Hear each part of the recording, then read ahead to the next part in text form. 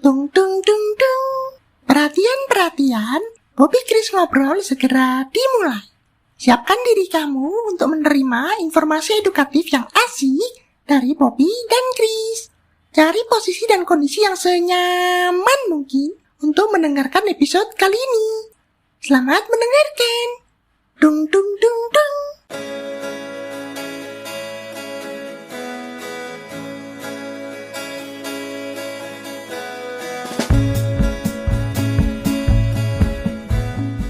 Selamat datang di Omi, obrolan minggu ini.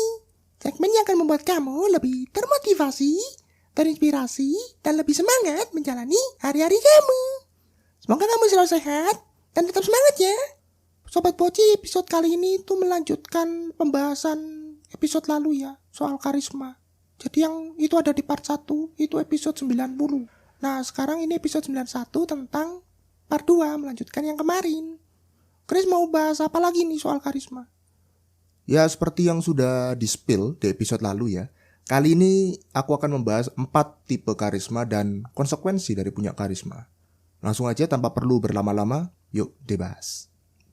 Dari buku Olivia Fox mengenai karisma yang aku baca, sebagai referensi untuk membuat 2 episode ini, ada 4 karisma yang dijelaskan di sana. 4 karisma ini bisa dipakai dalam berbagai sikon dan situasi. Pertama ada tipe authority yang bisa membuat orang itu terkesan dan membuat itu segan gitu ya. Tipe karisma ini berfokus dari menguatkan kepercayaan diri. Tipe ini akan membuat orang-orang di sekitar Sobat Poci akan mendengarkan apa yang Sobat Poci sampaikan dan juga menuruti apa yang Sobat Poci minta. Di sisi lain, karisma ini bisa membuat Sobat Poci terlihat arogan gitu ya, dan terkesan seperti tidak mau dapat masukan. Tipe kedua itu visioner, seperti namanya visioner yang memberikan visi, jadi membuat orang-orang di sekitar Sobat Poci terinspirasi dan yakin dengan ide Sobat Poci, khususnya ide yang kuat, ide yang kreatif. Ada resikonya juga dari tipe ini, yaitu kalau disampaikan sesuatu yang fanatik begitu atau salah itu semacam doktrin begitu, itu bisa menyesatkan orang, dan orang-orang percaya saja karena menyampaikannya dengan visioner. Yang ketiga adalah fokus karisma. Bila Sobat Poci menyampaikan sesuatu pada orang lain dengan karisma ini, akan lebih didengar dan lebih dimengerti. Dari keempat tipe karisma, ada satu lagi nanti, itu yang paling mudah diakses dan dimunculkan, itu ya tipe yang ini, fokus. Karena punya dampak yang instan begitu ya, langsung muncul gitu. Sisi buruknya Sobat Poci ya tidak terlihat punya kekuatan atau tidak punya otoritas gitu ya. Tipe karisma terakhir adalah tipe kindness atau kebaikan. Orang-orang akan merasa lebih diterima dan lebih disemangati dengan karisma ini, seperti namanya. Kelemahannya ya orang-orang bisa terlalu nempel dan kelemahannya orang-orang bisa terlalu nempel sama Sobat Poci, terlalu menggantungkan diri terhadap Sobat Poci, dan juga mungkin membagikan hal-hal yang terlalu personal. Ya, dari Chris jelasin tadi masing-masing tipe karisma ini ada kelebihan kekurangannya ya. Nah, menyeimbangkannya gimana tuh? Ya, kekurangan masa dibiarkan, masa gitu-gitu aja, kan harus diimbangi supaya lebih baik. Dan bagaimana menggunakan di situasi tertentu gitu. Wah, kayaknya Bobby sudah baca contekanku sebenarnya. Ada pembahasannya lah. Iya, skripnya aja satu toh. Jangan usah diomongin gitu. Jadi yang Bobby bilang barusan itu betul. Ada kelebihan, ada kekurangan, dan bisa diperbaiki atau bisa dinaikkan gitu ya. Kekurangannya ditutupi dengan hal-hal yang akan aku sampaikan. Jadi aku ulang sedikit lagi nama-namanya ya, mungkin karena Sobat Poci belum terbiasa dengar. 4 tipe karisma yaitu ada authority, visioner, fokus, dan kindness. Kita mulai dari authority lagi. Biasanya tipikalnya mereka itu terlalu berpikir kritis gitu ya, terlalu berpikir terlalu detail, menghindari feedback yang tadi aku sampaikan atau umpan balik. Terlihat arogan juga dan sombong karena menunjukkan kayak jauh gitu posisinya dari kita, seperti membuat jarak gitu dengan para audiensnya. Tipe ini butuh sebenarnya sisi warm atau sisi yang memanusiakan orang lain gitu ya. Jadi supaya tidak terlalu terlihat jarak gitu, ada jarak gitu di antara yang punya karisma dan dengan yang mendengarkan. Sobat Poci bisa memakai karisma tipe ini untuk membuat orang lain terkesan dan terintimidasi, tapi dimaksud di sini segan tadi ya. Terintimidasi itu bukan yang jelek maksudnya, dan juga patuh atau menuruti. Jadi kalau Sobat Poci butuh hal yang seperti itu, bisa pakai tipe karisma ini. Berikutnya tipe visioner. Memang bisa mengarahkan dan menggerakkan orang lain terhadap sesuatu. Bisa juga hal yang baik yang diarahkan, hal yang buruk atau sesat juga bisa. Nah, kelemahan tipe ini itu menjadikan orang terlalu percaya diri. Karena merasa visioner gitu, banyak orang yang ikut, merasa bener, merasa percaya diri sampai lupa diri. Jadi perlu tipe ini menunjukkan sisi vulnerable atau sisi rentannya untuk bisa mengimbangi yang visioner tadi. Jadi tidak serba sempurna maksudnya. Tipe visioner ini dibutuhkan kalau orang-orang seperti namanya visioner, mencari inspirasi, mencari arahan. Mungkin di tengah ada masalah tertentu butuh orang-orang dengan karisma visioner untuk menunjukkan jalan, untuk keluar dari masalah itu. Lo udah bahaya tak? Gak bahaya kenapa? Bukannya menunjukkan kelemahan itu nanti jadinya dimanfaatin orang. Ya betul juga sih. Nah, terus bahaya dong. Enggak, maksudnya gini, kelemahan atau kerentanan itu ya normal ya. Setiap orang pasti punya kelemahan, setiap orang pasti punya kekurangan. Jadi kalau menunjukkan sisi lemah itu sebenarnya wajar-wajar aja gitu. Karena ya kita tidak sempurna, pasti juga ada kekurangan. Nah tapi yang Bobby katakan tadi ada betulnya juga. Kelemahan itu ada dua sisi, ada dua kutub yang berlawanan.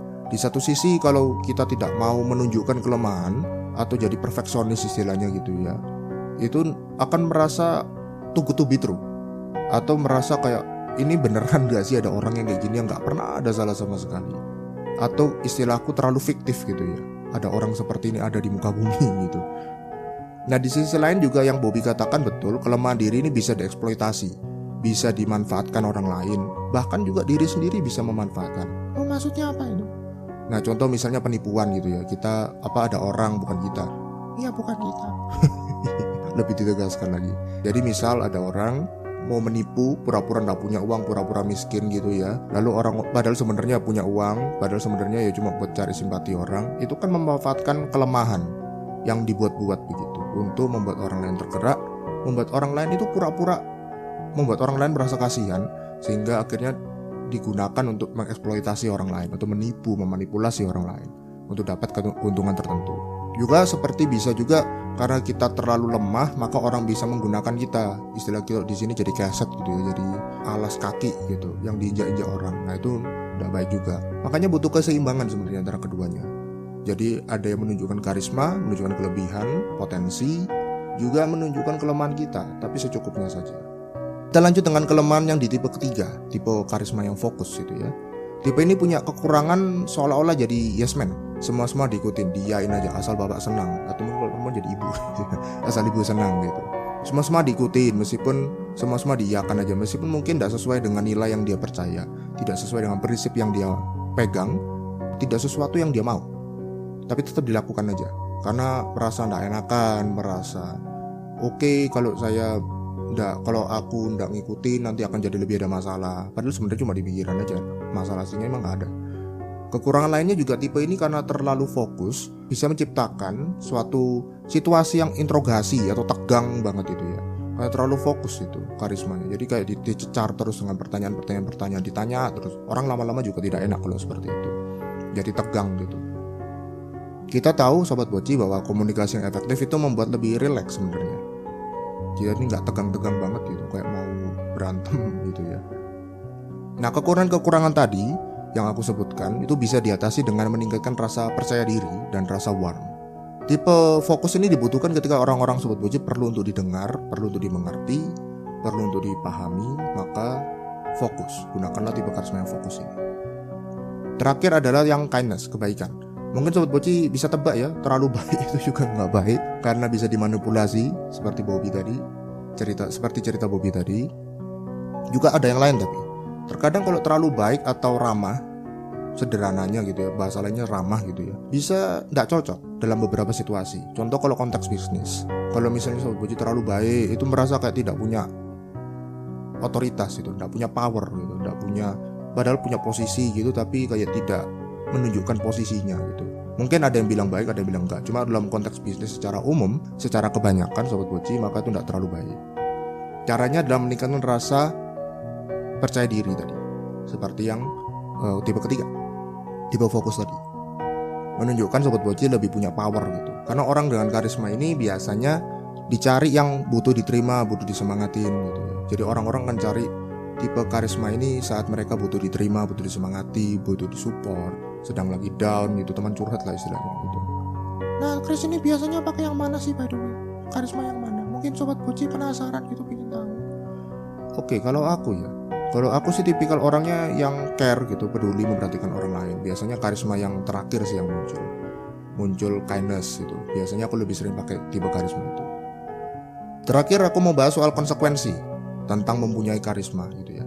Jadi dengan kita belajar karisma juga pasti ada konsekuensinya. Seperti quote dari film Spider-Man ya, cukup terkenal, with great power comes great responsibility.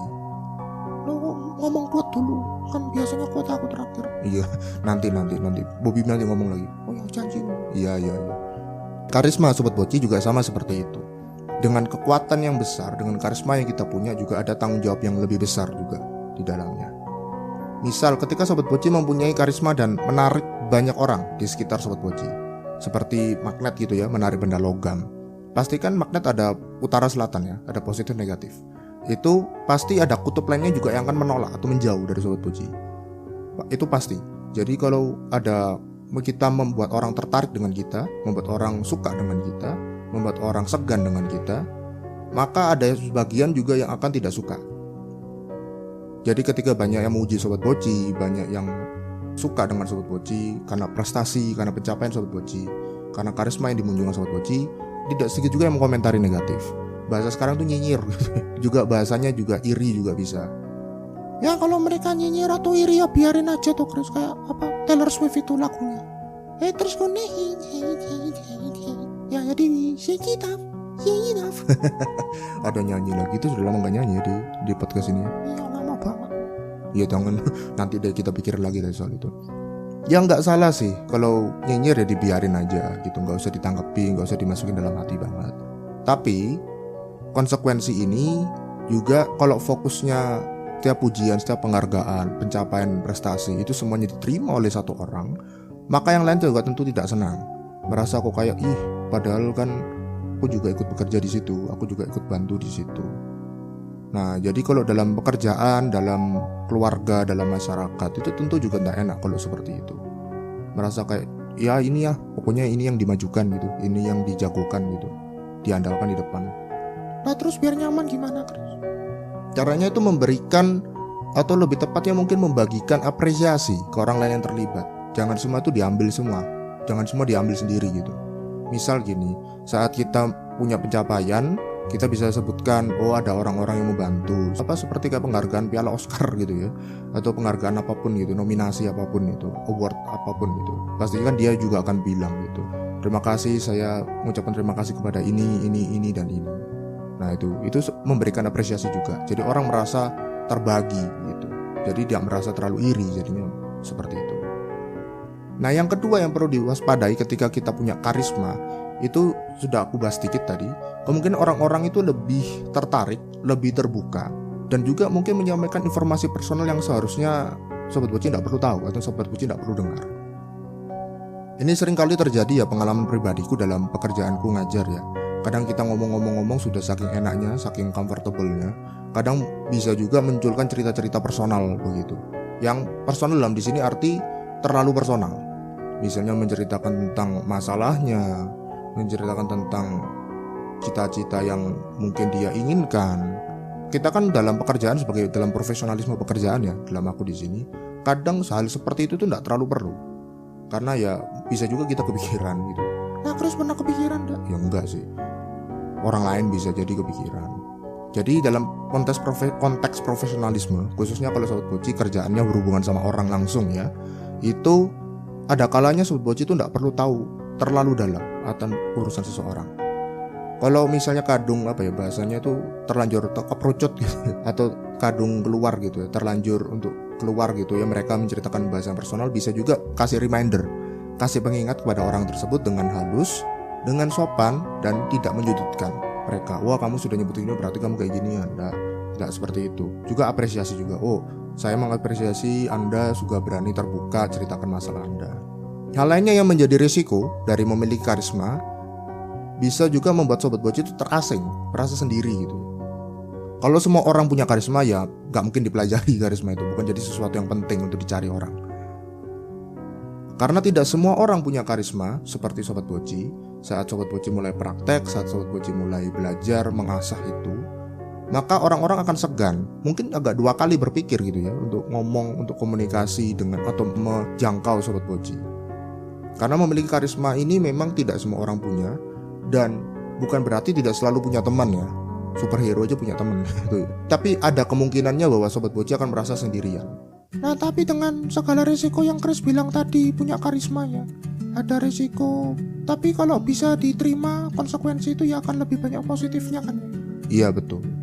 Menurutku lebih banyak sisi baiknya sih dari melatih, mengembangkan, mengasah karisma itu. Jadi kalau Sobat Boci ingin mengasah lagi, bisa dengarkan episode 2 yang tadi, atau merasa kurang gitu ya. Nah, bisa juga baca lagi bukunya Olivia Fox tadi tentang karisma. Cari aja keywordnya Olivia Fox karisma book. Atau rangkuman bukunya kalau merasa bukunya terlalu banyak. Bukunya itu 200 lebih halaman soalnya. Jadi bisa lihat rangkumannya aja. Bobby akhiri episode kali ini dengan mengulang kembali quote dari itu ya, Paman Ben tadi, film Spider-Man. With great power comes great responsibility. Hati-hati ya dengan apapun kemampuan, kepandaian, dan keterampilan yang Sobat Boci punya, salah satunya tentang karisma ini, karena ada tanggung jawab besar di dalamnya. Share episode ini ke teman-teman Sobat Boci ya. Boleh juga komen dan review Bocin di platform-platform audio. Sobat Boci bisa ngobrol ke Bobby dan Chris lewat pesan suara loh. Langsung aja klik link yang ada di deskripsi ya. Pastikan kamu lebih baik dari kemarin. Bye-bye.